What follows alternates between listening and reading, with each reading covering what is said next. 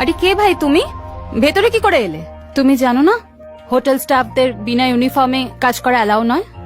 আমি স্টাফ নই, আমি রাঘু। নিকিতা এই রুমটা বুক করেছে। আমি ওর বয়ফ্রেন্ড, ও আমার গার্লফ্রেন্ড। আমি ওকে সারপ্রাইজ দিতে এসেছি। কি গার্লফ্রেন্ড? আবে কেলো, তোর মতো ছেলে না কোনো গার্লফ্রেন্ড হয় না। আরে তোর মুখ দেখে তো কোনো অন্ধও প্রেমে পড়বে না। আমি সত্যি বলছি, ও আমার গার্লফ্রেন্ড। ও অনেকদিন ধরেই কাজের জন্য ট্রাভেল করছিল। আজ সকালে আমি জানতে পারি যে she is back in town, আর ও এই রুমটা বুক করেছে। তাই ভাবলাম এসে ওকে সারপ্রাইজ দিয়ে দিই। সারপ্রাইজ? তুই তুই না খাবারের পার্সেল দে, এর বেশি ভাবিস না। এই তুই চোর নাকি? হ্যাঁ তুই চোর। তুই চুরি করতে এসেছিস? দাঁড়া তোকে দেখাচ্ছি মজা। Security guard, security. না না প্লিজ, আমি রাঘু, কোনো চোর নই। নিকিতার বয়ফ্রেন্ড আমি। বয়ফ্রেন্ড? তুই যদি বয়ফ্রেন্ড হোস না তাহলে আমিও হিরোইন দীপিকা। তুই জানিস কালো জামা তোর থেকে বেশি চকচক করে।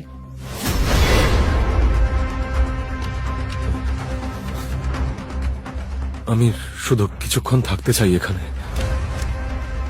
মানুষ ভুল বুঝতে পারে, কিন্তু এত ভুল কি করে হয়?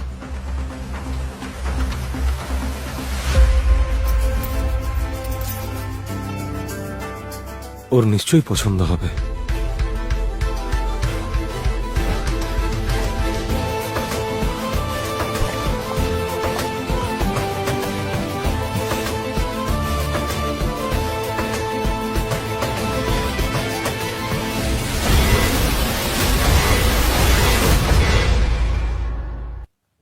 হোয়াট?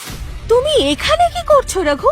নিকিতা, আমি তো তোমাকে সারপ্রাইজ দিতে এসেছিলাম, মনে হয়েছিল যে। কিন্তু এ কে? রঘু, আই মিন এ হচ্ছে তোমার বয়ফ্রেন্ড। আই নো তুমি আমাকে বলেছিলে যে খুব জঘন্য দেখতে ওকে, কিন্তু এতটা তুমি ওকে বয়ফ্রেন্ড বানিয়েছো? নিকিতা, কি হচ্ছে এসব? ছেলেটাকে আর তুমি এর সাথে। তোমাকে কি বলে বোঝাতে হবে নাকি? তুমি বুঝতে পারছো না? আমি নিকিতা। এই রুমটা ঠিক আছে, তোমাকে বলে বোঝাচ্ছি। কাল সারা রাত আমরা দুজনে এনজয় করেছি। এনজয় বোঝাতো নাকি? সেক্স করেছি আমরা।